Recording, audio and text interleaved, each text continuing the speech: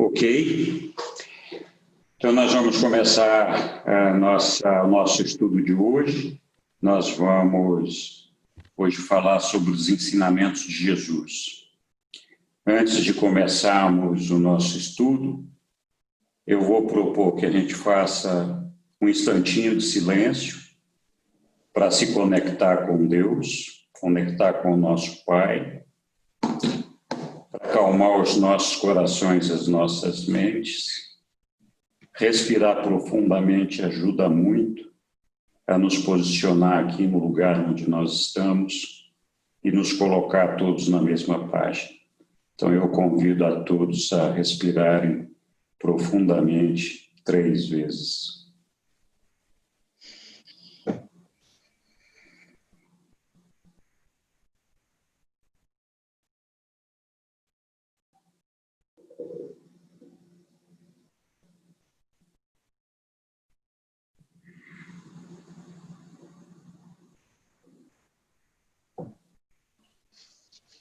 Amado Pai, nós vos agradecemos pela oportunidade de estarmos juntos mais uma vez.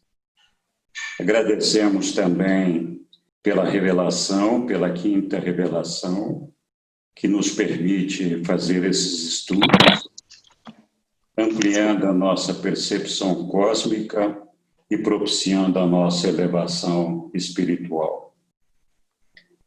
Amado Micael, nós vos pedimos que, se for da vontade do nosso Pai Universal, que nós possamos ser capazes de superar o mais breve possível a pandemia, que a gente encontre a cura, a vacina para essa situação. Também pedimos que as famílias que perderam seus entes queridos ou que de alguma forma estão sofrendo por carência de alimento, por carência de trabalho ou qualquer outro tipo de sofrimento, possam encontrar na fé e no seu abraço o conforto e a coragem para superar as dificuldades que nós estamos vivendo. Também agradecemos por estarmos todos aqui com saúde e com essa oportunidade de podermos discutir mais uma vez os ensinamentos contidos na quinta revelação. Eu quero fazer um pedido especial ao nosso Micael pelo Renato, esposo da Vânia, que partiu para as Morôncias agora há poucos dias, que ele seja recebido no seio do Pai e que Micael dê o conforto necessário à Vânia e a toda a família para que eles superem esse momento. Muito obrigado, Pai, pelos ensinamentos e muito obrigado por me permitir participar e contribuir de alguma forma para que todos nós possamos aprender um pouquinho mais. Amém. Muito obrigado a todos por estarem aqui conosco. Eu acho que a gente vai ter um bate-papo e um estudo bastante interessante hoje. Nós vamos falar dos ensinamentos de Jesus. Esta é a 7ª aula do primeiro módulo do 5º capítulo.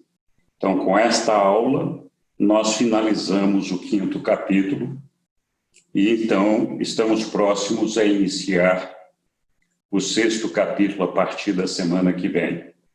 São 7 aulas em cada capítulo, portanto, com esta daqui, nós completamos 35 aulas, mais a aula inaugural, 36.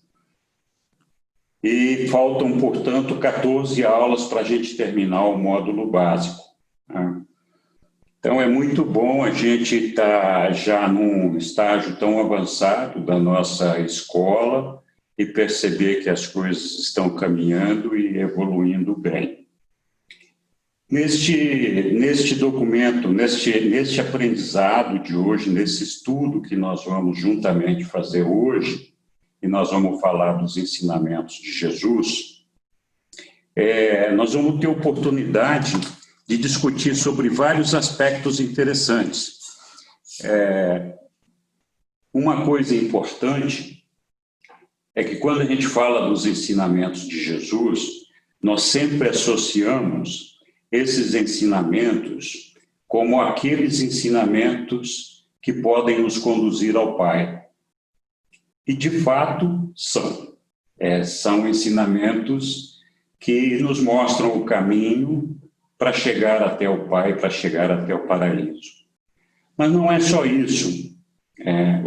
A vinda de Jesus aqui em Urântia, aqui entre nós, tem uma riqueza de ensinamentos enorme, uma amplitude gigantesca, porque, embora o foco principal dos ensinamentos de Jesus seja justamente, realmente, esse de nos conduzir até o Pai, ele também produziu ensinamentos para muitos outros propósitos. Por exemplo, a vivência, a experiência de Micael aqui entre nós, em Urântia, não serviu apenas para Urântia. O propósito dessa experiência de Micael aqui em Urântia foi para todo o Nébadon, para todo o universo local de Nébadon, e, portanto, para todos os mundos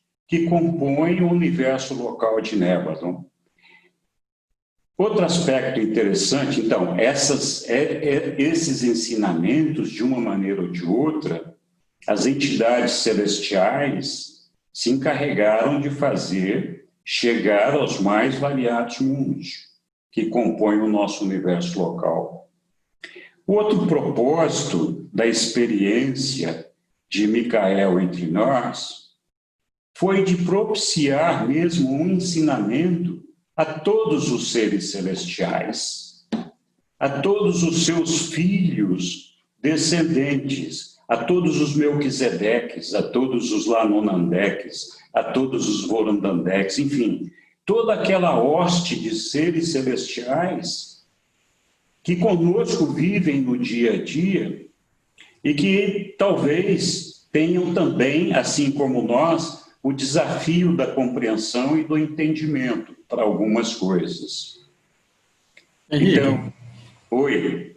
não sei se é proposital, mas eu não estou recebendo aqui o compartilhamento da tela. Não sei se é todo Ainda não mundo. comecei, por isso que não está. Tá. Então, Estou fazendo só um preâmbulo aqui, né? Então, obrigado. eu vou te colocar como host, né, mesmo, porque assim você pode nos ajudar aqui em qualquer evento que a gente tenha aqui. Então Henrique, um posso foi justamente esse de permitir, né, que os seres celestiais tivessem a oportunidade de um aprendizado diferente daquele que eles têm até então, ou tinham até então, vivendo conosco. Então, o fato deles estarem acompanhando muito proximamente a vida de Jesus, a vida de Micael, encarnado entre nós, propiciou a todos os seres celestiais uma nova visão das dificuldades e dos desafios vivenciados pelos mortais, né? Então, esse é uma outra característica do aprendizado, do ensinamento de Jesus. Henrique, Nós somos... Oi? Poderíamos dizer também que a vinda de Jesus e dos seus ensinamentos é a inauguração do reino de Deus na Terra, porque ele disse, venha a nós o teu reino, né, no Pai Nosso. Seria isso também? Os ensinamentos dele? Com certeza. Mas também nós somos estudantes do livro de Urântia e que conhecemos o mandato de publicação. A gente aprendeu lá no mandato de publicação que se nós que temos uma consciência espiritual um pouco mais elevada e que desejamos servir ao Pai e servir aos nossos irmãos e divulgar a revelação e ajudar os nossos irmãos a encontrarem o caminho de Deus, o mandato de revelação diz, olha, estudem, examinem a vida de Jesus, Vejam como ele implantou em Urântia o reino dos céus, como ele divulgou a mensagem dele aqui. Então, esses ensinamentos de Jesus são também para aqueles que desejam servir a Deus, servir aos irmãos, divulgando os seus ensinamentos e aprender como Jesus fez isso, de que maneira ele divulgou esses ensinamentos na Terra e fez, então, com que essa mensagem dele, de alguma forma, chegasse até nós. Então, basicamente, essa introdução que eu queria fazer, eu vou compartilhar com vocês uma tela. Eu espero que eu consiga fazer isso de uma maneira fácil, porque eu estou trabalhando com 2 telas aqui. Vamos lá. Compartilha. Ok. Vocês estão vendo a minha tela aí, né? Mas você colocou as pessoas na frente. Ups. Uhum. Então, vamos mudar. Agora sim. Desculpem. Ok. Então, vamos lá. Vocês estão vendo aí, né? Uhum. A tela cheia. Sim. Ou está dividida? Cheio. Ok, obrigado. Então a nossa aulinha de hoje, como eu já falei, vai ser sobre os ensinamentos de Jesus. Vocês podem me interromper a qualquer momento e intervir como quiserem, fazendo perguntas ou comentários, né? Então, uma coisa também que é importante a gente ter presente é por que os Micaéis, que são os criadores do universo local, se auto-outorgam. Então, como todo mundo sabe, Jesus é uma outorga da encarnação de Micael, que é o nosso criador, o criador do nosso universo local. Nós devemos ter alguns estudantes mais novos aqui na escola, nesta aula hoje. Então, o Micael é um filho criador, filho do Pai Universal, e tem, então, a responsabilidade de criar um universo local. E a gente chama esses filhos criadores de Micaéis. E eles se outorgam entre os seres de sua criação para conquistar a experiência, a mestria da vivência desses seres criados por eles, né? Então, esse é um dos propósitos. Uma coisa importante também para nós pensarmos, todos nós conhecemos muito da vida de Jesus sobre a época do seu ministério público. Nós conhecemos muito pouco da vida de Jesus, desde o seu nascimento até o início do seu trabalho, do seu ministério público. Então, toda a fase de nascimento, criança, infância, juventude e a fase de início adulta, nós conhecemos muito pouco dessa vida. Então, também nós vamos falar um pouquinho disso daí, o que nós podemos aprender com essa experiência dele, né? Então, dando seguimento aqui, eu queria dizer para vocês que, assim, separar Jesus do nosso Micael de Nébadon, nosso Criador, é muito difícil, pois, é claro, eles são a mesma pessoa, é a mesma personalidade. Entretanto, a experiência de Micael é muito diferente da experiência de Jesus. Claro que, sendo a mesma pessoa, a experiência de um complementa a experiência do outro e elas se unificam em algum momento, né? Micael, então, o nosso Criador, quando ele veio para Olântia, ele teve um propósito, no mínimo, duplo em suas auto-outorgas. Então, todos os Micaéis, como eu já falei, eles fazem a sua auto-outorga. Quando o nosso Micael veio para Olântia, ele veio com esse propósito de uma outorga que é obrigatória para todos os Micaéis e um segundo propósito. Então, o primeiro propósito dele foi viver a vida das suas criaturas como uma delas. Então, essa experiência é exigida de todos os Micaéis. Então, como todo mundo sabe, os Micaéis, quando eles criam os universos locais, eles são representantes do Pai, são vice-regentes nesses universos locais. Eles só assumem a soberania desses universos locais a partir do momento em que eles vivenciam a vida e a experiência das criaturas que são por eles criadas. Então, todos eles têm que performar 7 auto-outorgas. Então, a primeira é para viver como uma criatura deles num determinado... No nosso caso, o nosso Micael foi como Melquisedeque. Depois, na segunda, foi como Lanonandek. Na terceira, ele foi como um Adão, e assim vai. Todos eles têm 7 outorgas para viverem. A última outorga, a 7ª, geralmente é essa de viver como um ser mortal, que é o nível mais baixo de criação das criaturas dos Micaéis. O propósito dessa outorga é justamente conquistar a experiência dessa vida. Uma coisa interessante que nós temos que prestar atenção é que essa experiência requer do Micael que ele seja capaz de conseguir alcançar aquela meta que é esperada de todos os seus mortais. Nós vamos falar disso daqui a pouquinho. A segunda meta do nosso Micael era de revelar as personalidades do paraíso e suas combinações.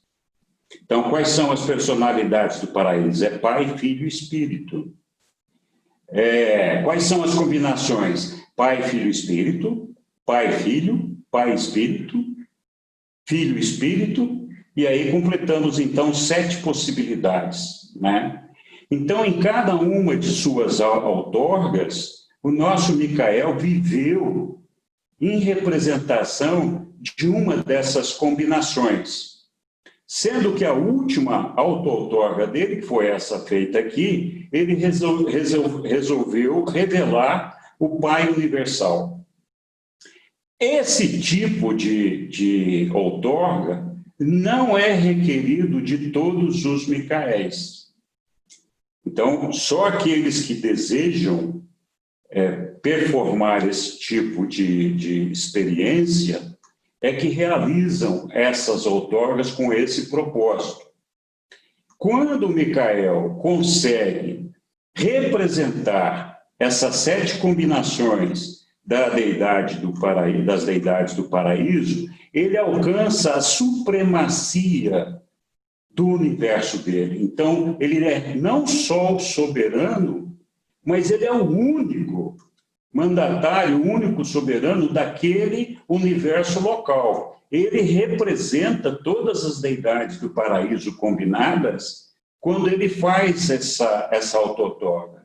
Isso dá a ele plenos poderes, muito mais do que aquele que conquista a soberania, em seu universo local. Dá a ele, por exemplo, o poder de dispensar no universo local a presença de todas as outras deidades do paraíso, dos seus irmãos coligados. Por exemplo, ele poderia dizer que ele não precisaria mais de Emanuel, o seu irmão do paraíso, vivendo com ele aqui. Ele poderia dispensar, se assim o quisesse.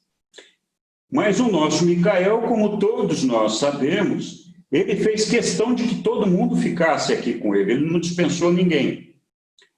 Apesar dele ter conquistado o mais alto título possível de ser alcançado por um Micael, ele permaneceu em sua humildade, em seu trabalho de servir ao Pai, servir as suas criaturas da melhor maneira possível, né?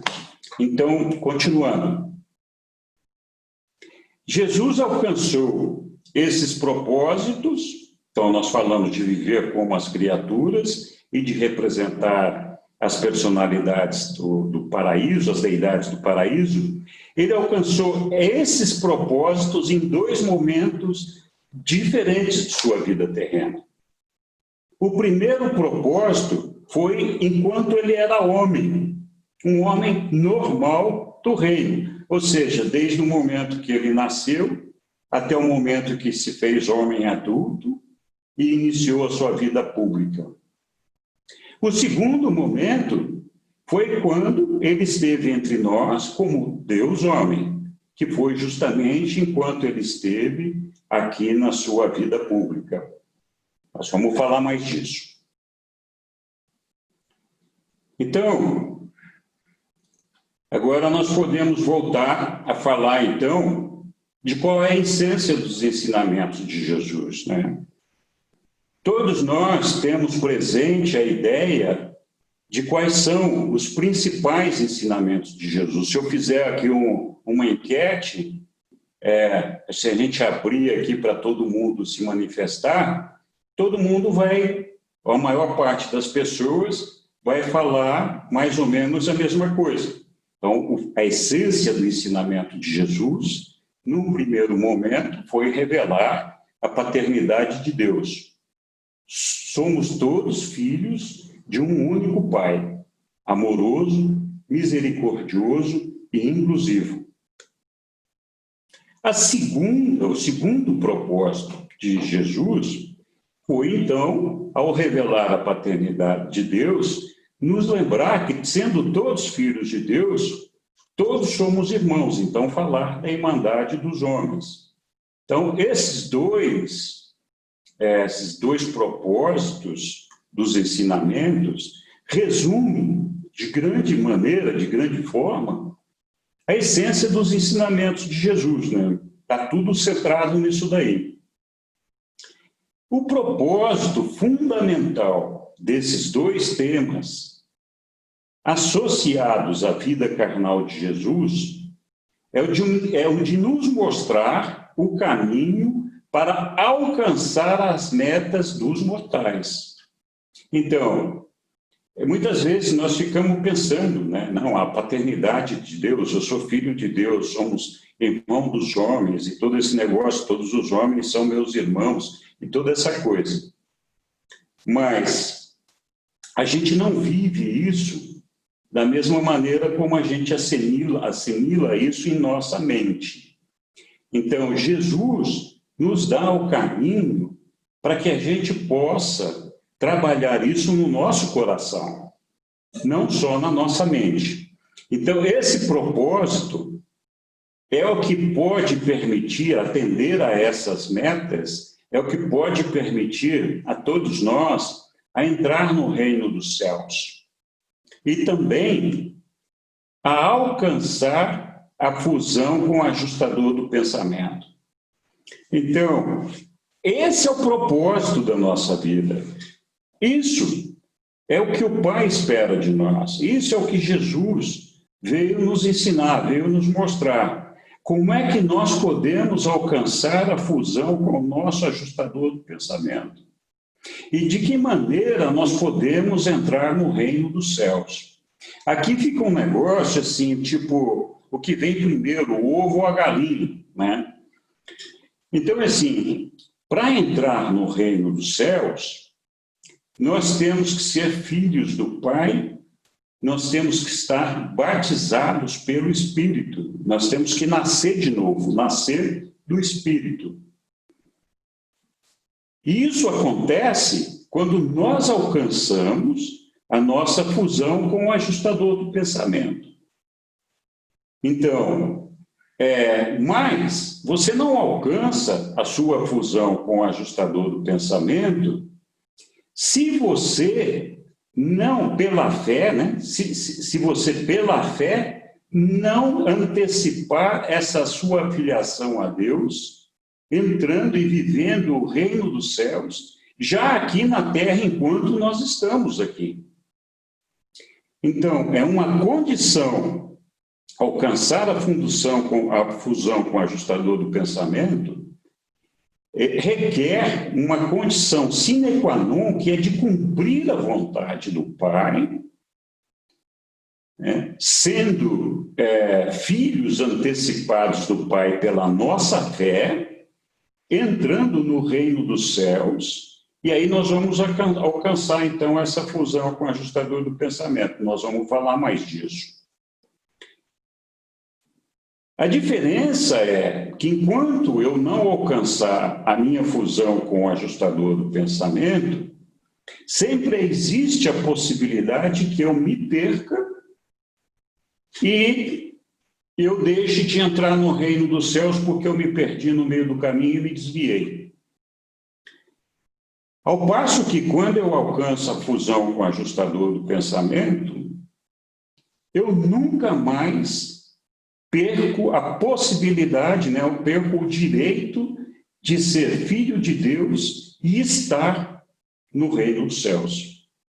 Então, ao momento que você alcança essa fusão com o ajustador do pensamento, te transforma de maneira irrevogável, permanente e eterna em filho do Pai. Não tem mais volta. Então, esses propósitos são os nossos propósitos aqui na vida terrena. Entrar no reino dos céus e alcançar essa fusão com o ajustador do pensamento. Vamos falar mais disso, porque Jesus nos ensinou exatamente o que fazer para alcançar essas duas metas. Perguntem. Oi. Posso perguntar? Pode. Não está no livro durante esse texto, mas na Bíblia diz, aqueles que o receberam, se transformou-lhes em filho de Deus. Então, o livro durante tem da base, aceita essa tese de que aqueles que não aceitam o convite de Jesus de entrar no reino de Deus, não são filhos de Deus, teria esse respaldo no livro de Urântia? O livro de Urântia, ele cita dois momentos da nossa filiação a Deus. O primeiro momento é pela fé. Antes de alcançarmos a nossa fusão com o ajustador do pensamento. Portanto, antes de nascermos de novo, como diz Jesus, antes de sermos batizados pelo Espírito. Então, só com base na nossa fé, e essa fé, nesse caso, significa a aceitação dos ensinamentos de Jesus, a aceitação do Pai e a aceitação da Irmandade, então, essa aceitação é uma antecipação da nossa filiação. Nós somos filhos pela fé. Então, tem essa possibilidade, sim. Ok, agora vamos continuar aqui. Eu tenho uma dúvida. Queria saber um detalhe. Sim.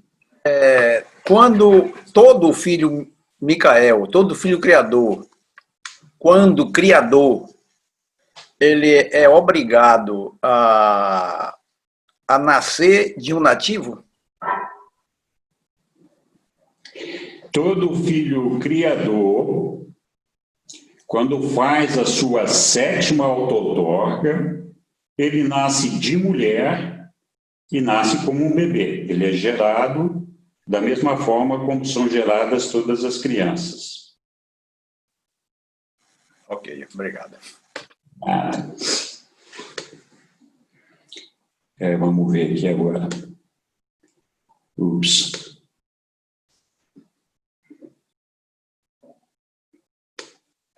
Você tem que pôr ok.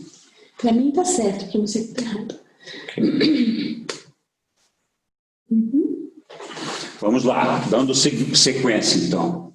E aqui nós estamos falando justamente dos frutos, né, da essência desses ensinamentos. Qual é a consequência disso daí? Então, todas as pessoas que assimilam aqueles ensinamentos da filiação e da irmandade, né, tem duas coisas essenciais para que essas pessoas, então, consigam entrar no reino de Deus por meio da fé. Então, a primeira é a fé, é ter fé, é a sinceridade. Vir como uma criancinha, receber o dom da filiação como uma dádiva, submeter-se a fazer a vontade do Pai, sem questionar, e em confiança plena e genuína na sabedoria do Pai. Então, é como uma criancinha, de fato, que acredita no seu pai terreno, o toma pela mão, e tudo que o pai faz, aquela criança confia que o pai está fazendo o melhor por ela. Então, é a mesma coisa. Então, é vir ao reino livre de preconceitos e pré-julgamentos e estar de mente aberta para aprender como um filho não estragado por mimos. A segunda coisa para a gente entrar no reino por meio da fé é a fome da verdade. É ter a sede de retidão, uma mudança na mente para a conquista de um motivo para ser como Deus e encontrar a Deus. Então, eles até mencionam alguns passos para que a gente possa se orientar do que significa essa sede de retidão e essa fome da verdade. Isso significa o seguinte: o perdão de Deus fica ao nosso alcance, ao alcance do homem, tão logo ele perdoe os seus semelhantes. Parece uma coisa simples, né? Mas olha a segunda frase. O homem não perdoará verdadeiramente os seus semelhantes, a menos que os ame como a si próprio. Então, muitas vezes a gente fala, não, eu perdoo, tal, não vou ficar com mágoa, não. Esse negócio de só falar da boca para fora não funciona. Você verdadeiramente tem que perdoar aquelas pessoas que, de alguma forma, te magoaram ou que fizeram alguma coisa errada, e você, então, tem que dar um perdão verdadeiro, genuíno, amando essa pessoa como você se ama a si mesmo. Ainda, amar assim ao próximo como a ti próprio, nisso está a mais elevada ética. A conduta moral, a verdadeira retidão, torna, assim, o resultado natural desse amor. Então, é assim, quem ama, quem se aproxima do irmão e sente amor pelo irmão, é incapaz de não perdoar, né? De não desejar o bem daquela pessoa, de não desejar incluí-la como seu irmão, né? Então, é mais ou menos por aí. Continuando aqui. Henrique, antes de você passar adiante, essa questão de fazer a vontade do Pai, eu tenho pensado ultimamente nisso. Fazer a vontade do Pai é só em horas religiosas, horas de reflexão, ou é fazer a vontade do Pai o tempo todo? Você tem um momento para fazer a sua vontade humana, carnal. Isso não seria fazer a vontade do Pai, né? Como é que é, Henrique, essa questão? Então,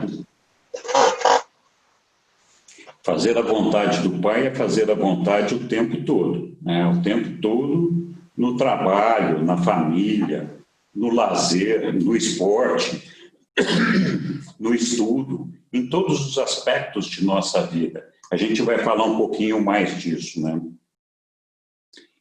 Então, vamos pensar um pouquinho aqui, quando Jesus chegou entre nós e veio trazer essas verdades para a gente e tentar difundir todos esses ensinamentos, que desafios foram colocados para Jesus, né? Que dificuldades ele tinha para tentar superar e fazer com que a gente pudesse, então, assimilar esses ensinamentos e ele pudesse, então, cumprir a sua meta, né? Então, eu vou listar aqui algumas dificuldades, evidentemente não são todas, né? Uma das dificuldades, né, era como substituir o apego a um reino material pela aspiração a um reino espiritual. Então, de que maneira você conseguiria colocar na cabeça das pessoas a ideia de um reino espiritual e que esse reino espiritual, que é não visível, não palpável, né, pode ser melhor e superar aquilo que nós estamos vivendo aqui na Terra de experiência de um reino material. Como é que você supera isso? De que maneira você convence as pessoas de que esse reino espiritual é melhor, né? Como convencer as pessoas a buscar a paz pregada para o reino espiritual contra a luta do domínio romano?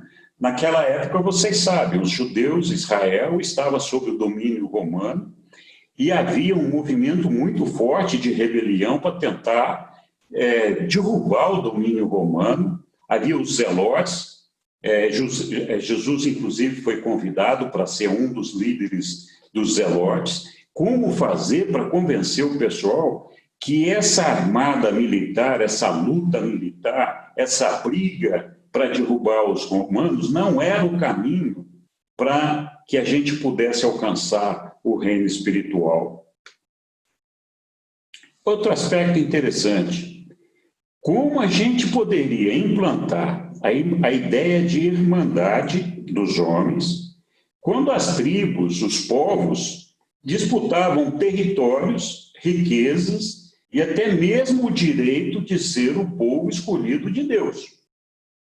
Então, como é que a gente ia dizer para um judeu que qualquer pessoa de qualquer lugar do mundo que não fosse judeu também era filho de Deus, não era só ele, né? E como é que nós podíamos dizer que todos os homens eram irmãos se cada um de nós tínhamos interesses diferentes e conflitantes, né? Essa era outra coisa. Outra coisa importante é como substituir o apego a um reino material pelos bens materiais, né, pela aspiração a um reino espiritual. Isso aqui está repetitivo, estamos lá com o primeiro.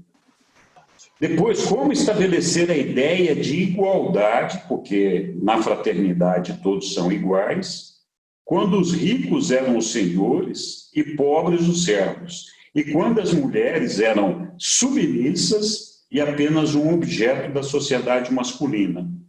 A gente sabe que naquela época as mulheres não tinham direito nem a entrar no templo, né? Não tinham esse direito. Como implantar a ideia de um único Deus entre povos que viviam religiosidades tão diferentes e com deidades múltiplas? Aqui nós temos que fazer um parêntese, porque existia a ideia de uma deidade única para vários povos, mas ainda persistia aquela teimosia de criar deuses adicionais, deuses múltiplos, e adorar a deidades múltiplas, né? Então, aqui era para consolidar a ideia do Pai Universal e fazer com que todos abandonassem esses outros deuses e adotassem a ideia do Pai Universal como o único Deus, né? Como implantar a ideia de que o Pai é um ser de amor, não vingativo, nem castigador, entre um povo que durante muitos anos tinha sido disciplinado pelo temor a Deus. Então, a gente sabe que Moisés e outros que o sucederam usavam Deus para impor um certo temor no povo e, com isso, fazer com que algumas regras sociais fossem respeitadas e seguidas, né? Então, como é que você ia convencer que o Deus que Jesus trouxe não era aquele Deus que ficava ali tomando nota dos problemas, que era vingativo e castigador, né? Depois, Jesus se apresentou aqui como o Messias, né? O povo o percebeu como o Messias. Mas como ser o Messias do reino de Deus quando o povo queria o Messias do reino dos homens. Então, aqui estão alguns exemplos de alguns desafios colocados para Jesus, né, numa época, num ambiente muito difícil de ser vivido naquela época, e a gente tem que lembrar que não tinha TV, não tinha internet, não tinha avião e todas essas outras coisas. Então, realmente, um grande desafio, né?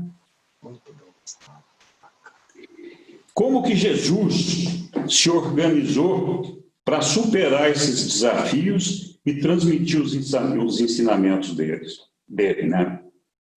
Então, a primeira coisa é que Jesus sabia da dificuldade que os homens teriam para assimilar os conceitos que ele desejava disseminar. Então, ele tinha certeza que a coisa não ia ser fácil, né?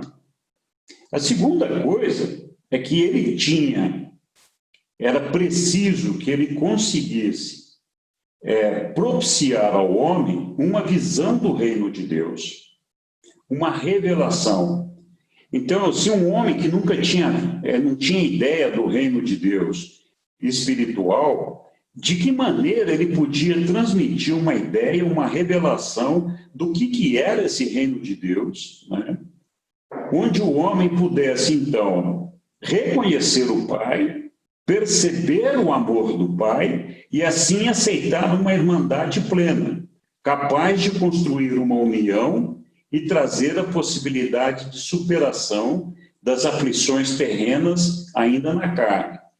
Então, o propósito do reino, ao reconhecer a irmandade, se todos nós nos reconhecêssemos como irmãos mesmo, nós teríamos uma união de todos esses irmãos, todos por um e um por todos, e todos nos ajudaríamos a superar todas as nossas aflições terrenas, né?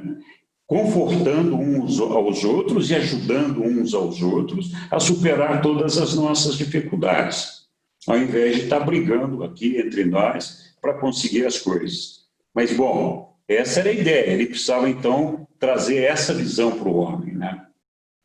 Jesus, ao traçar o seu plano, ele dedicou-se a revelar essas verdades unificadoras. Quais são as verdades unificadoras? Você, eu, somos filhos do Pai, filhos de Deus. E, portanto, você e eu somos irmãos. Essa é a verdade unificadora. Essa é a verdade.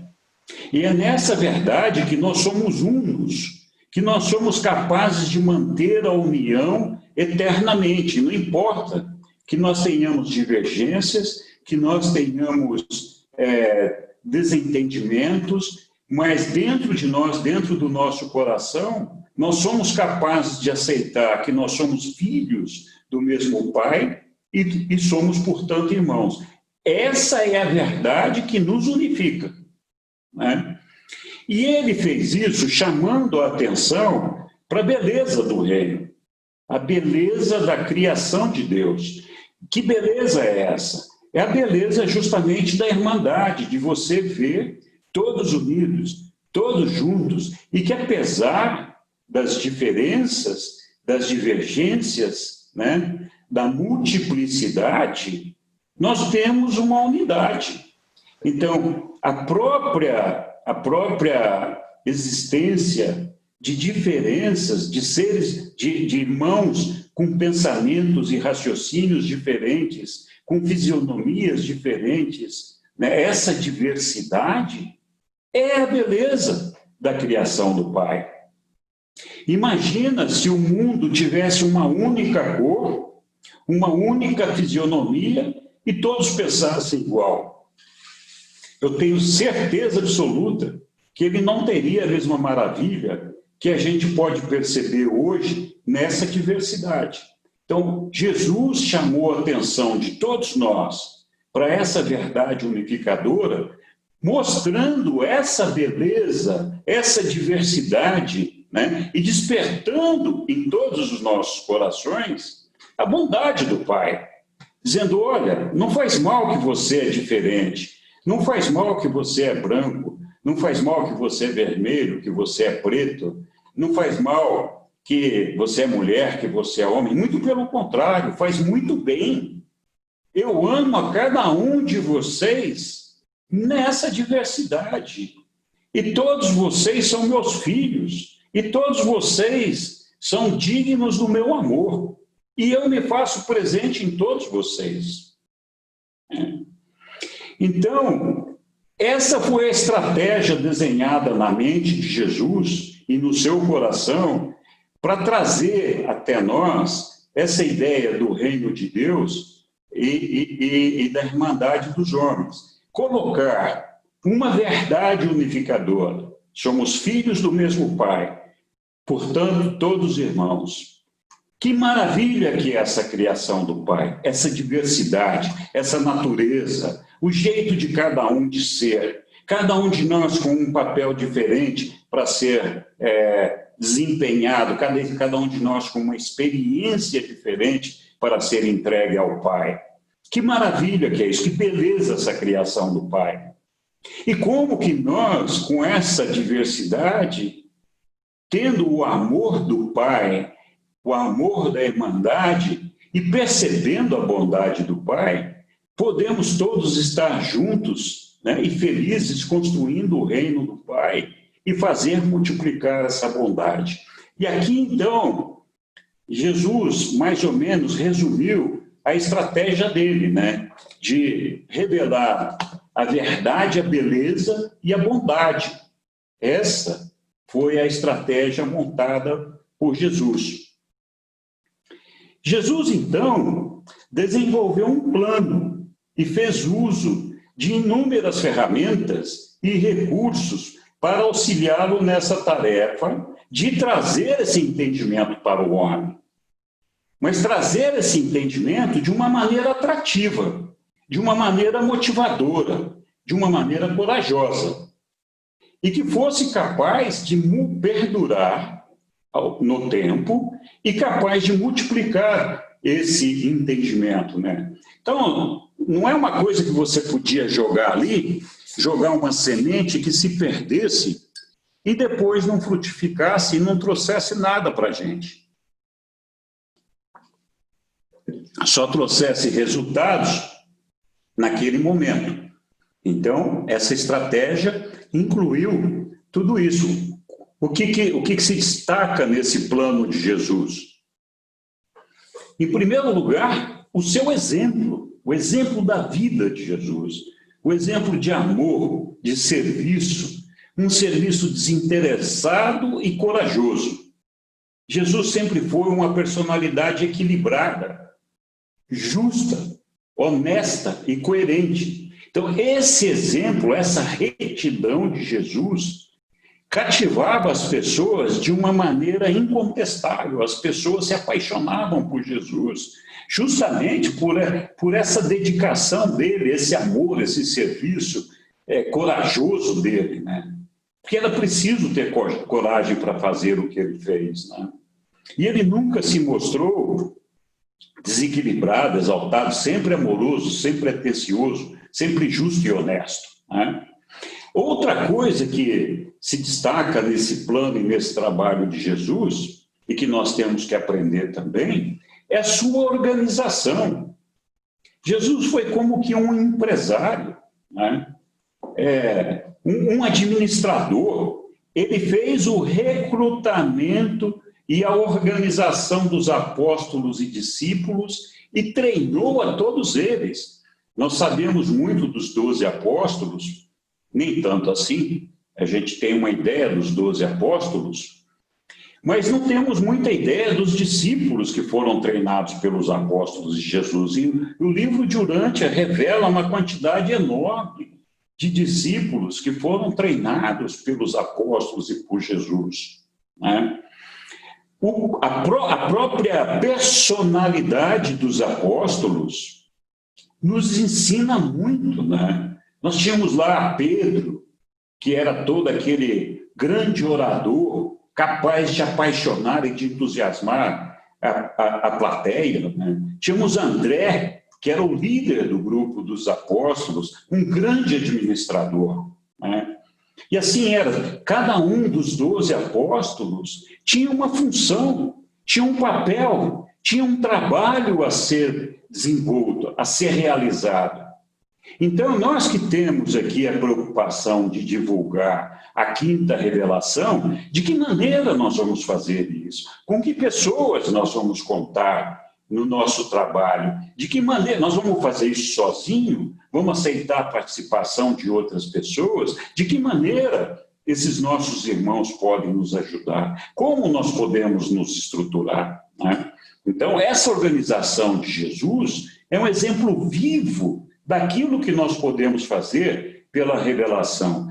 E é um exemplo vivo de como Jesus disseminou o seu ensinamento, né? A outra coisa importante era a maneira de Jesus de ensinar. Ele usou dezenas de discursos. Ele fez discursos maravilhosos. Nós assistimos ao longo deste capítulo aqui que nós estamos terminando hoje, em algumas aulas, uma delas foi sobre o discurso de Jesus e as suas pregações.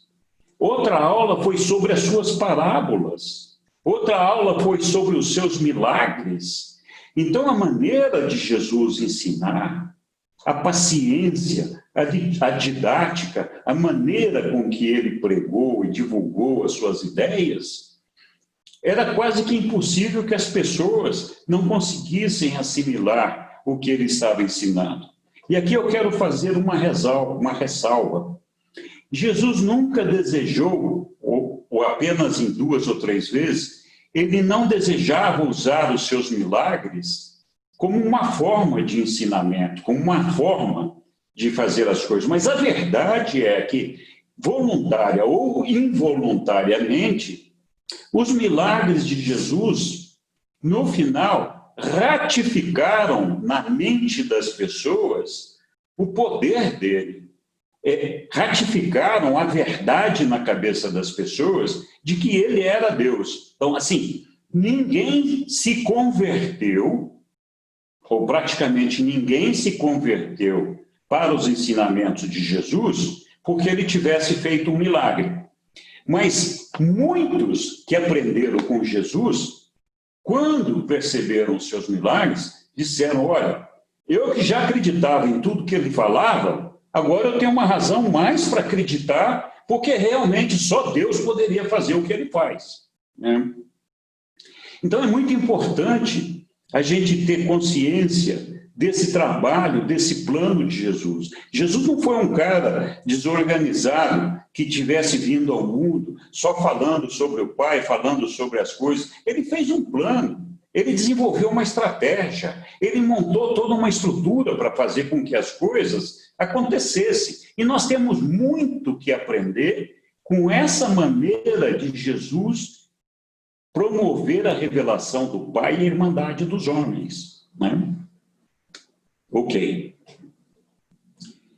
Aqui nós vamos ver um pouquinho da vida de Jesus, homem, que muito poucos de nós temos uma ideia bastante clara sobre o que Jesus fez enquanto homem aqui entre nós.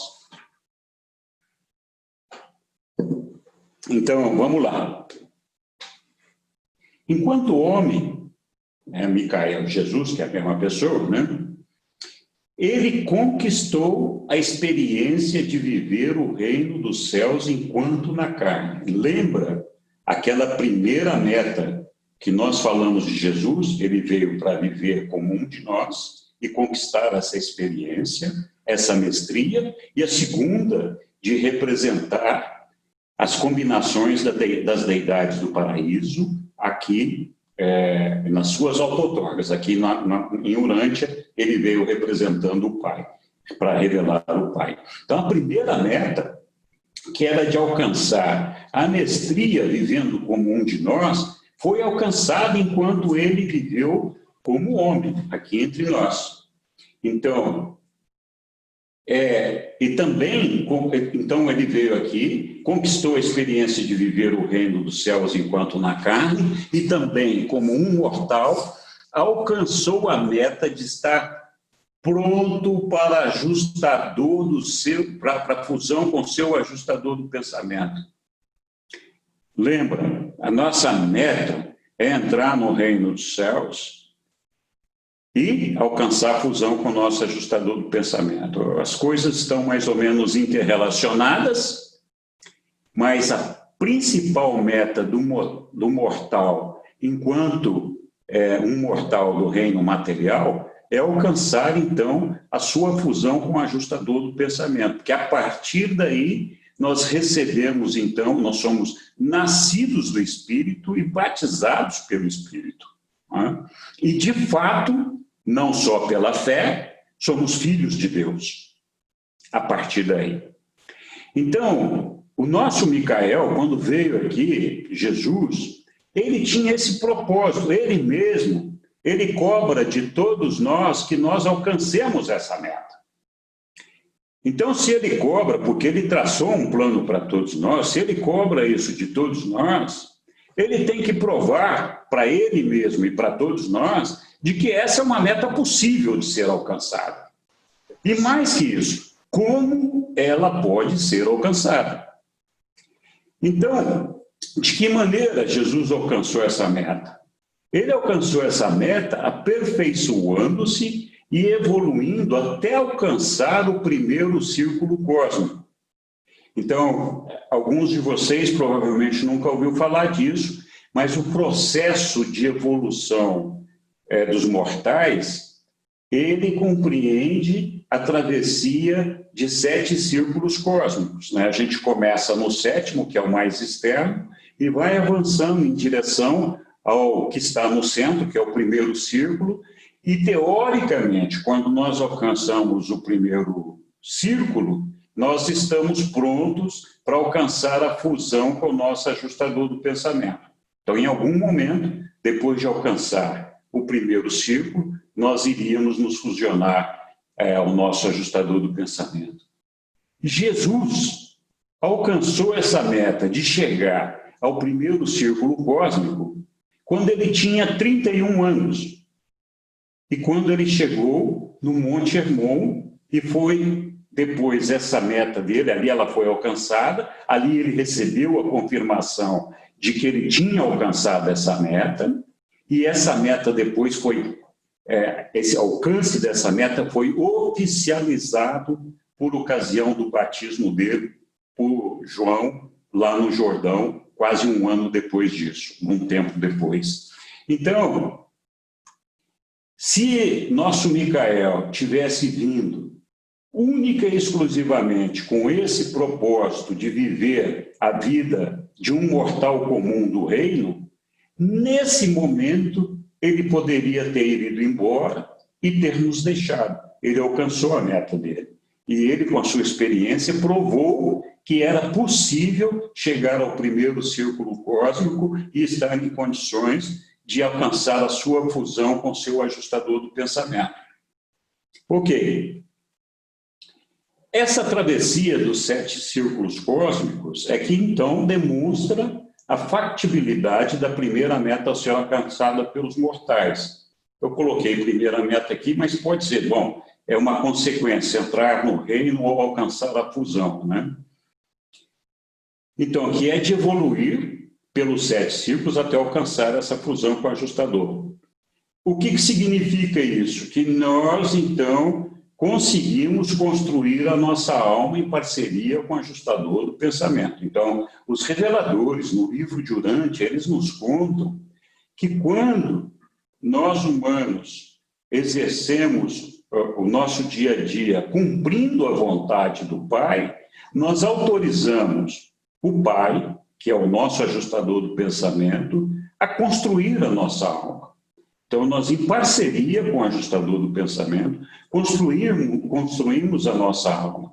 E essa alma é a condição sine qua non para que a gente possa alcançar a fusão com o ajustador do pensamento, que pode acontecer ainda aqui em vida, né, enquanto estamos aqui na matéria, isso pode acontecer, ou, se nós não alcançarmos nesse momento, é a condição para nós ressuscitarmos e depois no mundo moroncial, alcançar a fusão com o nosso ajustador do pensamento.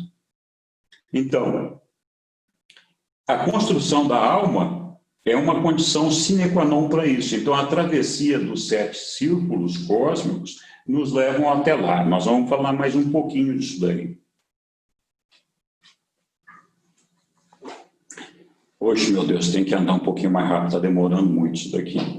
A travessia dos 7 círculos cósmicos é que demonstra a factibilidade da primeira meta a ser alcançada pelos mortais, que é de evoluir até alcançar essa fusão. Jesus demonstrou essa factibilidade, né? E ele alcançou, então, essa meta e nos deu o caminho para tal. O que Jesus fez? Então, vamos falar um pouquinho rapidamente dos 7 círculos cósmicos.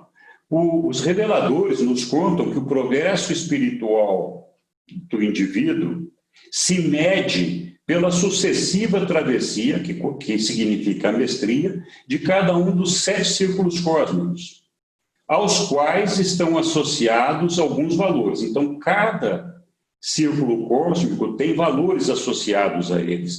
Eu vou dar aqui alguns valores. Os valores que a gente tem que conquistar são valores intelectuais, de busca de conhecimento, a lógica da ciência. Então, a mente conhece a quantidade, a realidade e os significados. A gente teria toda uma aula só para falar dessa parte. Nós vamos passar aqui. A qualidade desse aprendizado intelectual, ela é sentida. E quem sente a criação mútua da mente, que conhece o espírito solidário, que torna real a alma. Então, nós temos que conquistar alguns valores intelectuais, que basicamente é conhecimento, alguns valores sociais, que é o senso do dever, a nossa responsabilidade com o dever, é um campo de ação para o exercício do amor, da justiça, da retidão, da misericórdia, é onde no dia a dia nós praticamos o nosso relacionamento com os nossos irmãos e temos esse ambiente de valores sociais que nós praticamos e conquistamos no dia a dia. Outro valor que tem que ser conquistado é o valor espiritual. Então, é a busca da experiência religiosa, é a transmutação do material para o espiritual. Então, é o trabalho de desenvolvimento da alma, que é basicamente fazer a vontade do Pai. Nós vamos falar mais disso. E outra coisa, outro valor, é o valor de discernimento cósmico, que é a busca dos valores da personalidade. Então, a nossa capacidade de reconhecer a realidade de Deus como uma personalidade e a compreensão simultânea da nossa relação fraternal com as personalidades. Né? Então, a personalidade unifica os valores intelectuais, sociais e espirituais. Então, basicamente, a conquista desses 4 tipos de valores aqui é que são necessários para que a gente consiga ultrapassar os 7 círculos cósmicos. De que maneira Jesus cumpriu isso? Não vou falar todos, vou falar alguns. Valores intelectuais. Jesus estudou o homem, aprendeu como o homem do seu tempo vivia e lidava com a vida. Ele estudou as leis, estudou a religião da época, estudou música, estudou idiomas. Ele trabalhou em diferentes profissões. Ele soube transformar os valores espirituais em significados da mente. No social, no senso de dever, quem conhece a história de Jesus homem sabe, Jesus atuou como pai, cuidando de uma numerosa família. Lutou para trazer as melhores condições físicas, materiais, educação intelectual a todos os aspectos e membros dessa família.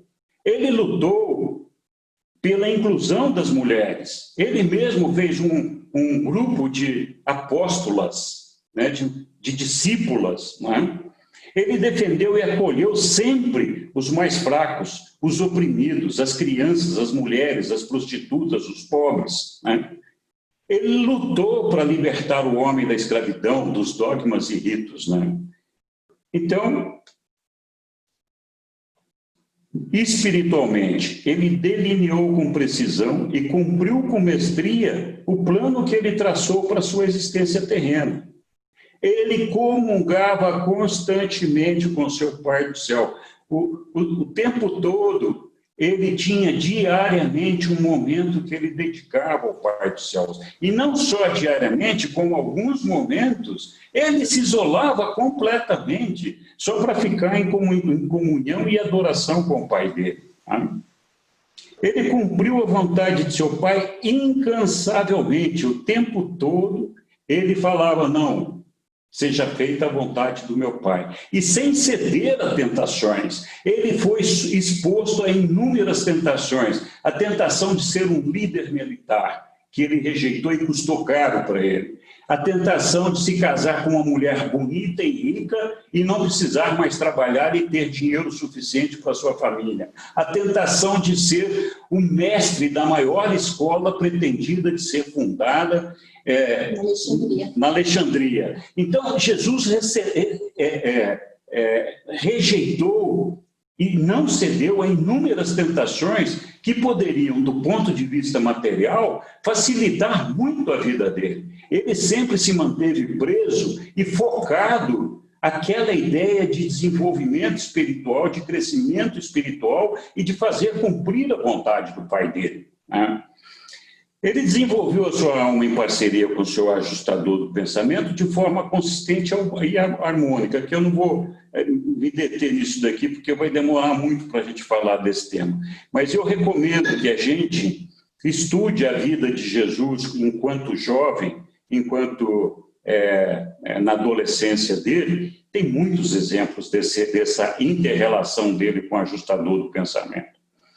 Sobre o discernimento cósmico, ele amou profundamente ao Pai do Paraíso. Ele amou profundamente aos homens e mulheres, inclusive aos seus inimigos na cruz. Pai, perdoa-os, pois eles não sabem o que fazem. Ele lutou para melhorar a humanidade, para aproximá-la do Pai Universal. Ele lutou para que seus ensinamentos se espalhassem pelo mundo, trazendo assim a possibilidade do reino do Deus ao homem enquanto na carne.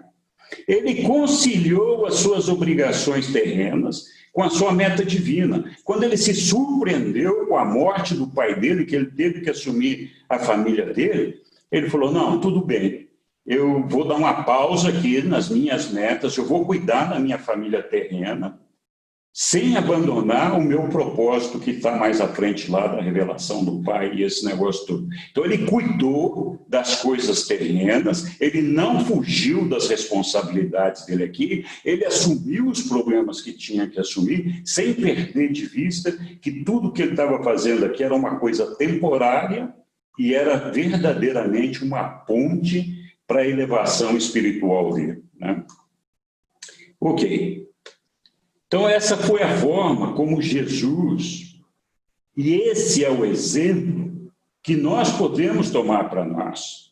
Nós podemos não ser Deus, podemos não fazer milagre, podemos não transformar água em vinho, podemos não ressuscitar Lázaro, ninguém está cobrando isso da gente. Nós não temos essa responsabilidade. Mas nós temos o dever e a obrigação de cumprir as nossas metas terrenas de maneira honesta, sem fugir das nossas responsabilidades e aceitando os desafios que nos são colocados. Fazendo como Jesus fez, né? Tendo esse valor colocado em sua vida, né? Essa retidão de dizer, não, a minha meta é alcançar a eternidade, a minha meta é alcançar o Pai, a minha meta é alcançar a minha fusão com o meu ajustador do pensamento. E para isso eu preciso aceitar a paternidade do Pai, fazer a vontade dele, aceitar a irmandade dos homens, ser verdadeiramente irmãos dos homens. E isso a gente não faz com a mente. A mente pode nos dar uma compreensão dessas realidades, mas o que faz realmente a transformação disso é a verdade, é o reconhecimento dessa verdade no nosso coração, sentindo isso verdadeiramente, Então, assim, eu comprei verdadeiramente essa ideia. Eu aceito isso como uma verdade para a minha vida. Então, é isso que transforma, é isso que vai nos levar ao Pai. Né? Só bater no peito e dizer, não, eu aceito que Deus é meu Pai, aceito que o meu irmão é meu irmão, não vai fazer essa transformação. Nos dá um entendimento, mas não ajuda a fazer essa transformação. Ok. Para revelar o Pai, Jesus nunca se rebaixou para mostrar-se como prova da realidade do Pai. Ou seja, ele nunca usou os poderes dele, tudo que ele poderia fazer, para provar para as pessoas que ele era Deus. Ele, com sua palavra, com seu ensinamento, com a sua maneira de ser, com o seu exemplo, já era suficiente para convencer as pessoas, né? E ele frequentemente falou, olha, aquele que viu o filho, viu o pai. Então, se você me viu e está vendo aqui tudo que eu faço aqui, você está vendo o pai, o amor do pai. Esse amor que eu tenho por você é o amor do pai. Jesus sabia bem que Deus somente pode ser reconhecido pelas realidades na experiência. Ele nunca pode ser compreendido pelo mero ensinamento da mente. Acabei de falar disso agora, né? Jesus empregou a palavra Deus para designar a ideia de deidade e a palavra Pai para designar a experiência de conhecermos a Deus. Então, quando nós olhamos para Deus e o percebemos como um Pai, nós vivemos essa experiência de conhecer Deus. Então, eu citei aqui vários exemplos, né, de como Jesus foi revelando o Pai. Né? Ele, em casa, sempre falava com seus familiares, olha, eu tenho que ter uma conversinha com meu Pai. Incentivava os seus irmãos a adorarem, rezarem e buscarem o Pai. Então, ele sempre repetia, Pai, não a minha vontade, mas a tua vontade seja feita. E nós todos guardamos uma frase que ele também repetiu algumas vezes, de não busqueis a Deus nos templos, ele está dentro de vós. Aquele, claro, ele estava falando do ajustador do pensamento, né? Eu já em algumas reuniões já falei que eu sempre aceitei essa ideia de que o ajustador do pensamento, o Pai, está dentro de nós, mas era sempre um processo muito mental.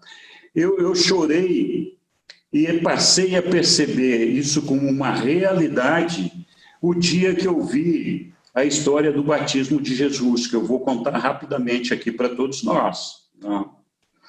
Então, João, dentro da água, estava recebendo Jesus. E João disse para Jesus, por que vieste até dentro da água para saudar-me? E Jesus respondeu, para submeter-me ao teu batismo. E João disse, mas eu é quem devo ser batizado por ti. E Jesus disse, sê tolerante comigo, pois cabe a nós darmos esse exemplo aos meus irmãos que estão aqui comigo, e para que o povo saiba que é chegada a minha hora. Então, João, trêmulo de emoção, preparou-se para batizar Jesus, ao meio-dia daquela segunda-feira, do dia 14 de janeiro do ano 26 depois de Cristo. Nessa época, Jesus tinha 32 anos. João batizou Jesus e seus dois irmãos, Tiago e Judá, irmãos da carne. Os 4 homens ainda estavam na água e ouviram um som estranho, e logo surgiu uma aparição momentânea sobre a cabeça de Jesus, e eles ouviram uma voz dizendo, este é o meu filho amado, meu filho adorado, em quem eu muito me comprazo. Essa frase, esses dizeres, foram proferidos pelo ajustador do pensamento de Jesus, que naquele momento foi até Divinity, na presença do Pai, voltou personalizado e manifestou então, antes que acabasse o batismo de Jesus, disse, este é meu filho adorado, em quem eu muito me comprazo. Então, imagina um ajustador de pensamento dizendo para Jesus, este é meu filho adorado. Ali você percebe que é realmente a presença do Pai, a presença de Deus falando com você. E é exatamente um ajustador igual a esse que está em todas as nossas mentes. Cada um de nós leva dentro de nós a esse ajustador, um ajustador como esse. Não busqueis a Deus nos templos, ele está dentro de vós, né? Então, naquele momento, uma grande mudança produziu-se no semblante de Jesus, que os deixou, saindo da água em silêncio, indo na direção das colinas a leste, e nenhum homem viu Jesus de novo por 40 dias. E aí, a partir daí, João continuamente repetiu, enquanto esteve em condições de pregar: eis o Filho de Deus, o libertador do mundo. Sobre ele eu disse: depois de mim haverá um que é o escolhido. Por isso eu saí do deserto para pregar o arrependimento e para batizar com água, proclamando que o reino do céu está ao alcance das nossas mãos. Jesus vos batizará com o Espírito Santo. Eu vi o Espírito Divino descendo sobre ele e ouvi a voz de Deus declarar: este é o meu filho adorado, em quem eu muito me comprazo. Então, João repetiu isso continuamente. E a partir desse momento do batismo de Jesus, ele deixou de ser simplesmente um homem entre os homens e passou a ser Deus homem. Então, aí inicia a vida pública de Jesus, né? Então, ele repetiu continuamente muitos ensinamentos sobre o Pai. Ele diz uma coisa importante que ele fala: o Pai no céu não aflige os filhos dos homens por seu próprio desejo. Muita gente sempre tem carregando no coração a dúvida, a questão: por que algumas pessoas sofrem e outras não? Por que alguns são submetidos a provas difíceis de serem superadas, né? Será que é um castigo do Pai? Será que o mal, o infortúnio é uma vontade do Pai? É claro que não. Jesus disse: olha, o Pai dos céus não aflige os seus filhos, né, os filhos dos homens, por seu próprio desejo. O homem sofre por causa dos acidentes do tempo e das imperfeições do mal numa existência física imatura. Nós temos que lembrar que nós estamos vivendo um perfeccionamento, estamos vivendo um processo, uma experiência de aperfeiçoamento. Então, é lógico que as imperfeições existem, muitos acidentes acontecem provocados por nós ou pela própria evolução e por todo o caminho que nós estamos desenvolvendo na nossa vida. Continuando, não vou ler todos esses daqui, vai ficar lá. Outro aspecto importante, né? Esse aqui é o maior ordenamento do Pai para todos nós. E é isso que nós temos que ter. Não existe nenhum ordenamento do Pai maior do que este. Sede, portanto, perfeitos como o vosso próprio Pai no céu é perfeito. Essa é a nossa busca, essa é a nossa meta. Nós temos que alcançar essa perfeição. Jesus ensinou os seus seguidores a manifestar o amor paterno, mais do que o amor fraterno. É por isso que ele falou lá para os seus seguidores, os seus apóstolos: eu vos dou um novo mandamento. Não aquele mandamento de que vós vos ameis uns aos outros. Eu quero que vocês se amem como eu amei vocês. Então, o que ele está dizendo naquele momento? Ele está dizendo: eu sou o Criador, eu sou o Pai, eu quero que vocês tenham um amor paterno um pelos outros. Porque pode existir o amor do irmão, mas nada se compara ao amor paterno, e quando eu falo paterno, eu estou falando do materno também. Então, um irmão nunca vai amar a um outro irmão da mesma forma que um pai ou uma mãe ama o seu filho. Porque o pai ou a mãe enxergam o seu filho como uma criatura que precisa de misericórdia, que precisa de amor, que precisa ser conduzido, que precisa ser levado, que precisa ser amado, para que tenha todo assim um crescimento espiritual para chegar até onde o Pai quer que nós cheguemos. Então, por isso que Jesus alterou aquela ideia de amar-vos uns aos outros. Não, eu não quero que vocês se amem uns aos outros. Eu quero que vocês se amem como eu amei vocês, como eu, Pai Criador, amei a vocês todos. Essa foi a ideia de Jesus. Então, Jesus, né, ele sabia que era impossível que qualquer um deles pudesse ser Deus, mas ele esperava que todos eles pudessem amar uns aos outros como os pais amam seus filhos. Então, Jesus tomou bastante tempo. Eu aqui tentei resumir vários dos ensinamentos de Jesus, não vou ficar repetindo todos eles, né?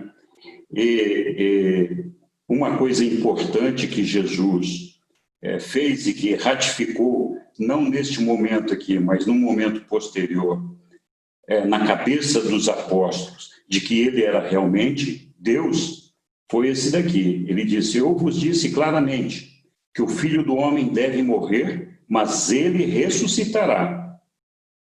Então, ele já antecipou para os seus apóstolos o que ia acontecer. Então, ele ensinou tudo que podia ensinar. Os apóstolos realmente acreditavam nele, tinham o discurso de Jesus penetrava fundo no coração dos apóstolos, mas quando Jesus morreu, todos eles ficaram desalentados. Eles achavam que, bom, agora acabou tudo, não tem mais nada.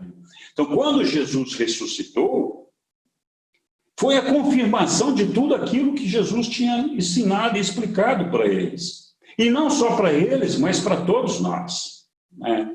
E foi a partir daí mesmo que eles ficaram tão triunfantes e se sentiram tão fortalecidos, que nessa época também, pouco depois, chegou o Espírito da Verdade, e eles saíram pregando no mundo todo tudo aquilo que Jesus tinha ensinado para eles, né? Sobre a fraternidade, eu já falei um pouco aqui de amar-vos uns aos outros e também de amar-vos como eu vos amei, né? Jesus citou várias frases falando da fraternidade. E aí uma coisa importante: eu vim ao mundo para proclamar a liberdade espiritual, com o fito de que os mortais pudessem ter o poder de viver vidas individuais, de originalidade e de liberdade diante de Deus. E isso é muito importante para nós. Eu não desejo que a harmonia social e a paz fraterna sejam compradas com o sacrifício da livre personalidade e da originalidade espiritual. O que eu vos peço, meus apóstolos, é unidade espiritual. Vós sois filhos do Pai e vocês são irmãos. Essa é a unidade espiritual. E isso vós podeis experimentar na alegria da vossa dedicação unida a fazer de todo o coração a vontade do meu Pai no céu. Vós não tendes de ver de um modo igual, não tendes de sentir do mesmo modo, nem mesmo pensar da mesma maneira para serdes espiritualmente iguais. A unidade espiritual deriva-se da consciência de que cada um de vós é residido e crescentemente dominado pela dádiva espiritual do Pai Celeste.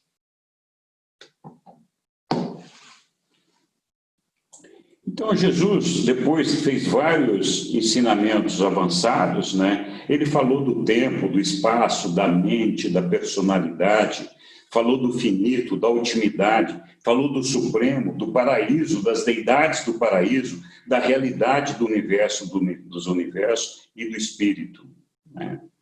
Então, ele trouxe muitos ensinamentos em seus discursos e parábolas que não caberiam numa apresentação como essa daqui, de 1h30. Nós teríamos que gastar talvez alguns meses estudando os ensinamentos de Jesus. Então, eu recomendo que a gente busque depois nos livros todos esses ensinamentos de Jesus. E uma coisa importante que ele nos disse é que o significado da vida é a sua adaptabilidade. O valor da vida está na possibilidade de progresso, até as alturas máximas do conhecimento de Deus. Nós temos que nos adaptar a cada realidade nova que nós vamos vivendo para conquistar a experiência e chegar a Deus. E ele nos disse que o conhecimento, a ciência, é demonstrável, ela pode ser provada, mas a verdade, ela só pode ser experimentável. Então, eu não consigo provar a existência de Deus, eu não consigo provar a irmandade dos homens, mas eu posso experimentar e sentir a paternidade do meu Pai universal, e posso sentir a irmandade dos meus irmãos, posso experimentar isso. Então, esse é o fundamento básico dessa ideia. Bom, vou ver se tem mais alguma coisa aqui que eu queira chamar a atenção. Henrique. Oi. Eu acho que quando João, lá no Evangelho, diz que muitas coisas fez Jesus e que se fosse anotar tudo, né, não haveria espaço de livros, né, no mundo, eu acredito que essa foi uma desculpa de João, né, não ter escrito tudo. Seria isso? Com certeza.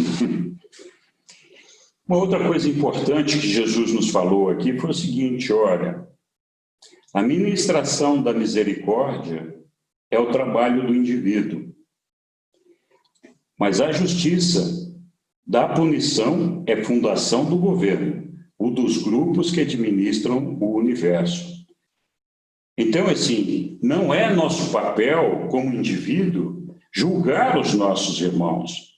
Não somos nós que temos que ficar avaliando os acertos e os erros dos nossos irmãos. Nós temos que tratar os nossos irmãos, como disse Jesus, como se eles fossem nossos filhos, se eles precisassem do nosso amor, do nosso guiamento, da nossa misericórdia, da nossa ajuda, do nosso serviço. Eles não precisam ser julgados por nós. A sociedade vai julgar aqueles que cometem os seus erros, assim como o governo do universo dos universos vai julgar aqueles que precisam ser julgados. Não nos cabe ficar fazendo juízo de nenhum irmão. Não é nossa função, né? Então, uma coisa que eu quero chamar a atenção também, apesar de Jesus ter falado muitas coisas que nós deveríamos fazer e nós deveríamos seguir, Jesus também, num pequeno parágrafo, ele não gastou muito tempo sobre isso, ele falou das coisas que nós não precisamos seguir, nós não precisamos adotar em nossas vidas para chegar a Deus. Ele falou: o trajeto das estrelas no céu nada tem absolutamente a ver com os acontecimentos da vida humana na Terra. A astronomia é a busca da própria ciência, mas a astrologia é uma massa de erros supersticiosos que não tem nenhum lugar no Evangelho do Reino. E assim ele falou, né, das práticas dos magos, os espíritos do bem e do mal, todo aquele negócio de coisas com as quais nós não precisamos nos preocupar. Isso está lá no documento 150, 3.2. Essa apresentação aqui vai estar publicada lá na escolinha depois. Então, além de poder assistir a aula lá, as pessoas podem ler na totalidade esses slides aqui. Eu tenho inúmeras referências em todos os slides dos documentos onde eu busquei essas informações, e aí as pessoas, se quiserem, podem ir nesses documentos e fazer um aprofundamento dos estudos. Então, pelo avançado da hora, aqui nós terminamos o 5º capítulo do modo básico. Obrigado, Jesus, por teus ensinamentos e tua infinita misericórdia. Muito obrigado a todos vocês. Temos aqui um instantinho, se vocês quiserem, para trocar ideias e conversar. Eu vi o que estava escrito ali. Obrigada, Henrique. Muito obrigado bom. a vocês pela paciência. Obrigada, Henrique. Ah, não, Henrique, tava tão bom, Henrique, já acabou. Passou rápido, 1h30, né? Boa aula, Henrique. Então, eu acho que é muito importante todos nós estudarmos a vida de Jesus homem. Jesus, Deus, nos deu muitos conselhos e muitos ensinamentos. Mas se nós quisermos seguir os passos de Jesus, além de observar os ensinamentos dele, é só observar a vida dele enquanto homem, como ele se comportou, para a gente saber como um homem tem que se comportar, um homem ou uma mulher, como um mortal deve se comportar e buscar a Deus, né? Henrique. Opa. Oi, não pode falar, fala depois. Não, é que o Milton tem uma pergunta aqui, eu respondi, mas daí vamos ver a tua resposta, né?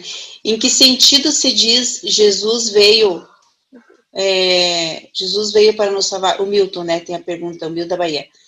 Jesus veio para nos salvar? Seria salvar ou libertar das crenças primitivas? Existe a ideia entre os cristãos de que Jesus veio nos salvar no sentido de restabelecer uma ligação do homem com Deus, que teria que nos perdoar dos nossos pecados, e isso vai adentro em várias discussões que, na verdade, não tem o menor propósito. De fato, Jesus, com todos os seus ensinamentos e o seu próprio exemplo de vida, ele nos trouxe uma possibilidade de salvação, não porque nós precisássemos ser salvos, mas porque, seguindo o que ele nos ensinou, nós podemos chegar ao Pai e conquistar a vida eterna.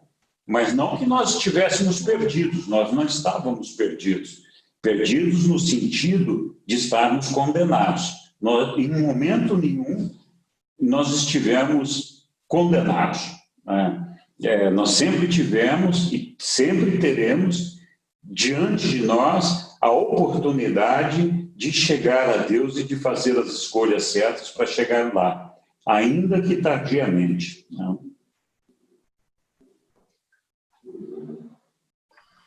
Henrique? Oi? Eu queria esclarecer uma questão que para mim ficou meio confusa lá do começo em relação à nossa filiação. Porque o jeito que eu entendia é que é assim, todo mundo que tem um ajustador é filho do nosso pai, né? E todo mundo é nosso irmão, né? E a condição da fé e a condição da fusão com o ajustador são condições para a gente alcançar a eternidade, né? Mas não a filiação. O que acontece com a filiação é que eu posso renegar, né, meu pai, né, a minha família, né? Que vai acontecer que eu vou perder o convívio, né, com meu pai, nesse caso, né, espiritualmente, né, eu vou perder a eternidade, eu vou perder a possibilidade de alcançar a semelhança com Deus e a eternidade. É isso? Ou é diferente disso que eu entendo?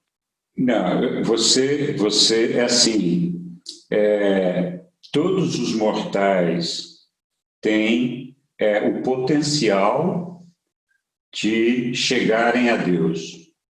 Todos, sem exceção, têm o potencial de virem a ser eternos, de alcançar o paraíso, de chegar até o Pai. Quando nós nascemos aqui na Terra na condição de um mortal, nós não somos ainda espíritos.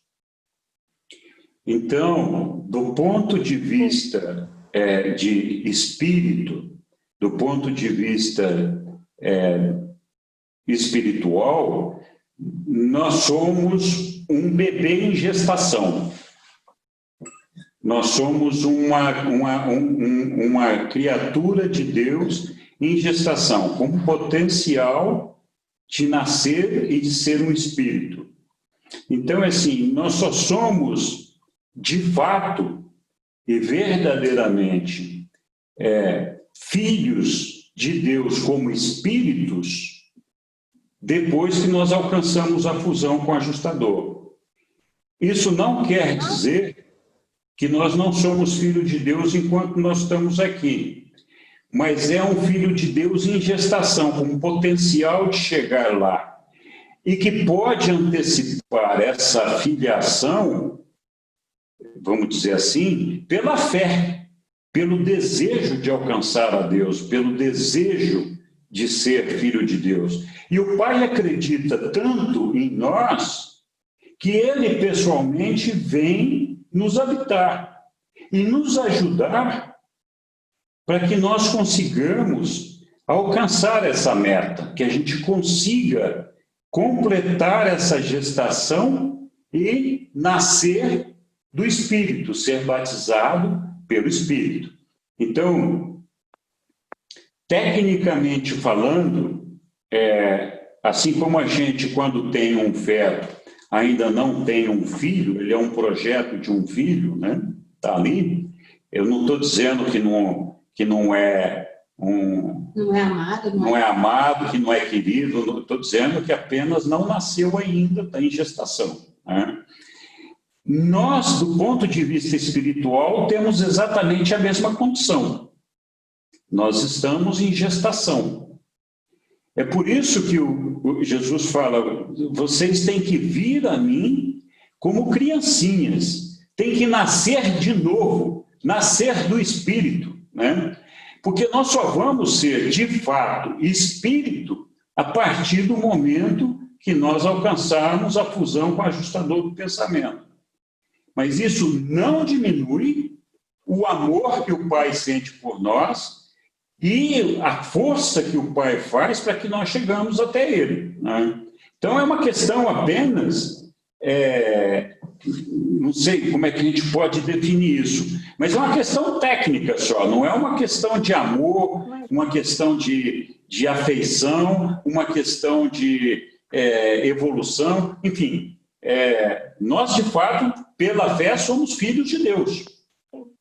Mas isso tem essa explicação no livro? Tem essa explicação no livro, Henrique? Porque, assim, para mim, deu uma virada de cabeça para baixo na minha cabeça, entendeu? Porque isso, para mim, enrola muito a minha maneira de pensar. Porque aí vai ficar assim, a irmandade fica quebrada, fica diferente, fica dividida em quem tem fé, eu tenho fé e o outro não tem fé, então eu tenho mais potencial e o outro não sei o quê, aí um é filho, outro é mais filho, outro é menos filho, é mais gestação. Eu fico assim, meio confusa com isso. Desculpa, não queria trazer essa confusão, mas essa associação, essa relação que você fez, não procede, porque assim, quem é filho de Deus, quem tem fé em Deus, sente essa irmandade independentemente de qualquer coisa. Jesus dizia, você deve amar os seus inimigos, você deve amar a todas as pessoas indistintamente. Então, quem se sente filho de Deus, quem sente que Deus é seu Pai, automaticamente aceita a irmandade entre todos os homens. Quem é que não vai aceitar? Aqueles que não aceitam a filiação. Então, aquelas pessoas que não aceitam a Deus como Pai, podem rejeitar a irmandade, mas isso não tem nada a ver com o fato do indivíduo ter alcançado a fusão ou não. Você pode antecipar a sua entrada no reino pela fé, de dizer, olha, eu amo a Deus, quero ser como Ele, reconheço Ele como meu Pai, e Ele te reconhece como filho. Tecnicamente falando, você não é um espírito ainda. Então, fisicamente, você tem uma energia que não é a espiritual, você tem uma energia material, que é diferente da energia de Deus. Então, é um filho em gestação ainda, está crescendo. Potencial. Vai nascer e vai estar lá. Já é filho desde agora, mas não nasceu ainda. Essa que é a ideia. Henrique. Viu, Henrique? Leda, esse documento que se perguntou se está no livro de Urântia, né? É o 40, capítulo 6. Documento 40, capítulo 6. Ah, obrigada. Eu vou dar uma. Os filhos de Deus pela fé. Está bem explicadinho. Eu vou dar uma estudada. Fala, Jorge. Posso falar? Obrigada. Tá, obrigado, Henrique. Aqui do sul do Brasil, bem do sul, está bastante frio hoje. Vai ficar mais amanhã para dar geada, inclusive formar geada. Quero agradecer pelo convite da Ana, né? Eu não conheci esse grupo ainda, quem sabe passe a participar. Eu só queria fazer uma colocação. Antes nós estávamos falando também de Jesus, então, que ele nos pede, né? Então, uma das questões que Deus coloca, que Jesus coloca, é que sede perfeitos como o Pai dos céus é perfeito. E essa sempre foi uma pergunta que eu fazia para mim mesmo, mas como é que eu posso ser perfeito como o Pai dos céus? E agora, nas suas explicações aqui, me veio algumas respostas, assim, bastante interessantes. Jesus, ele sabia que nós não podíamos ver Deus. Então, ele dizia, olhem para mim, né? Olhem para mim. Então, eu acho que Jesus também pede para nós, as pessoas com as quais nós conversamos, com as quais convivemos, elas não têm como ver Deus. Muitas delas estão muito ligadas ainda ao meio material, e, infelizmente, muitas vezes se perde nesse caminho espiritual. Mas, como é que nós podemos fazer isto? Então, nós sermos Deus, né, através dos nossos atos de amor. Nós sermos como Deus através dos nossos atos de ética, dos atos de compreensão da ciência. Quer dizer, cada um de nós deve assumir esta responsabilidade de ser Deus, de ser Jesus, de ser um pai, né? Alguém que acredita no potencial de qualquer um dos nossos irmãos de sermos melhor. Enquanto nós nos colocarmos sempre naquela posição de vítimas, né, e a gente passa por isso, faz parte da evolução, né, como uma criança pequena, muitas vezes se coloca como vítima, mas Jesus pede, né, só confiem. Na realidade, o que os reveladores nos passaram pelo livro de Urântia, nós também não conseguimos compreender tudo, mas, né, o Espírito que está dentro de nós, a centelha divina, o ajustador de pensamentos, ele vai nos ajudar a compreender. Então, não nos desesperarmos, termos paciência, querermos compreender que aos poucos as coisas vão vindo, né? Exatamente, Jorge. Tem um aspecto importante disso aí que você falou, que é a questão de ser de perfeitos como eu sou. E esse é o maior ordenamento do Pai. Essa é a razão da nossa existência. Essa é a razão desta criação do Pai. Nós temos que lembrar sempre que o Pai, Deus, sempre foi perfeito. Ele sempre existiu, existe e vai existir na perfeição. Então, uma coisa que nós podemos ter certeza absoluta é que o Pai, Deus, nunca viveu a experiência de evoluir da imperfeição para a perfeição. Então, essa é a razão desta existência de todos nós, do universo dos universos. É o desejo de Deus de viver a experiência da evolução da imperfeição para a perfeição. Então, a nossa... quando Deus pede que nós sejamos perfeitos como Ele, significa, olha, você deve sair do mais baixo nível onde se encontra o ser humano, o mortal, nesse momento, e manter uma jornada de crescimento, de evolução, ininterrupta, quase que infinita, até chegar à minha presença. Então, quando o homem chegar à presença de Deus, significa que ele te terá conquistado o máximo da perfeição possível de ser alcançada num ambiente finito. Nessa experiência que nós estamos vivendo. É claro que nós não seremos, naquele momento, perfeitos como o eu sou, o absoluto é. Mas nós seremos perfeitos como é possível de ser perfeito neste ambiente que nós estamos vivendo. E essa meta de buscar a perfeição é que faz de nós o desejo de alcançar a Deus, né? de ser como Deus, de buscar Deus, de chegar até Ele. Né?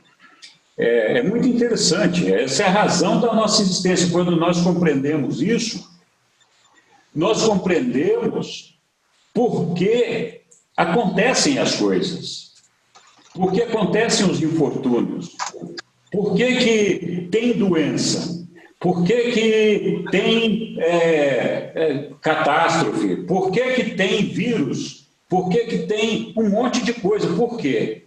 Porque nós não somos perfeitos ainda. Nós estamos buscando uma perfeição. Deus poderia ter nos criado perfeitos e nós não teríamos que viver nada disso. Mas que inveja que a gente, uma inveja boa, provoca nos seres celestiais que são perfeitos. Porque eles gostariam de viver a experiência que nós estamos vivendo. Nós somos seres únicos, com a possibilidade de nos aperfeiçoar no dia a dia, de fazer escolhas entre o bem e o mal, de fazer uma progressão, de experimentar o nosso crescimento, de descobrir novas realidades, de ter uma perspectiva de nos construir. Por isso que Deus e Jesus disseram, olha, vocês são co-criadores com Deus.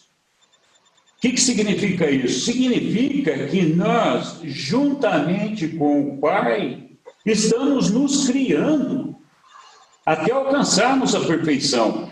Lembra, a fusão do ajustador do pensamento significa o quê? Nós fazemos o nosso trabalho de fazer a vontade do Pai e, com isso, cada vez que nós fazemos isso, o Pai desenvolve um pouquinho a nossa alma. E vai desenvolvendo a nossa alma e nós, juntamente com o Pai, vamos construindo a condição de nos fusionarmos ao Pai e de alcançarmos a condição de espíritos. Né? Então, essa cocriação é um negócio maravilhoso, porque é a oportunidade que nós temos de, juntamente com o Pai, nos fazer a nós próprios. Além do que, pela questão biológica, de criarmos todos os filhos que nós podemos criar, que também serão potenciais filhos de Deus. Então, é uma cocriação junto com o Pai. Né? Eu acho isso maravilhoso quando a gente entende esse processo. Né? Muito legal. Outro.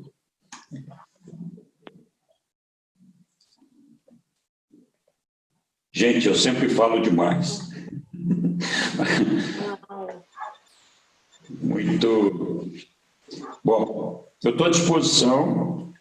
Os slides vão estar todos lá na apresentação para quem quiser ver todas as ações que eu fiz. É lógico, não esgota o livro de Urântia lá, tem muita coisa lá e tem outros pontos de vista, outras perspectivas. Eu recomendo que todo mundo leia o livro. Se eu puder ajudar com alguma coisa, eu estou à disposição. Muito obrigado por terem tido paciência e participado desse estudo juntos aqui. Boa noite para todo mundo. Obrigado, Henrique. Obrigada, Henrique. Maravilhosa. Boa noite.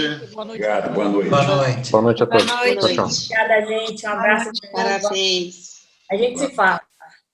Excelente aula, hein? Boa noite, boa noite. Boa noite.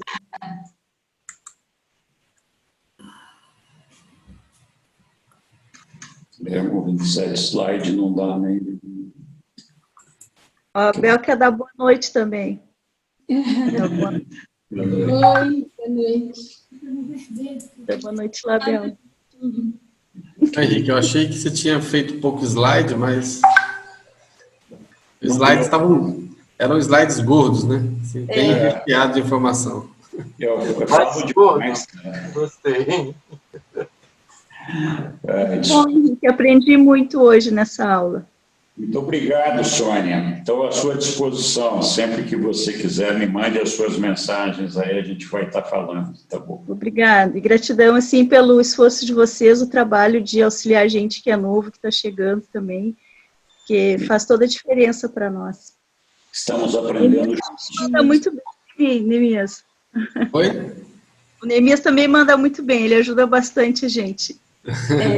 Certeza. Claro que sim. Muito obrigado, viu?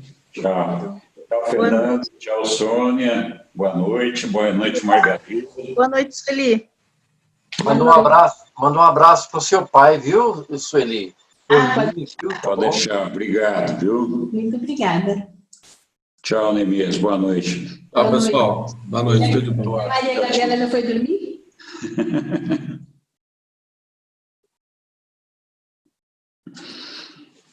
Tá mudo. Tchau, tchau. Tchau.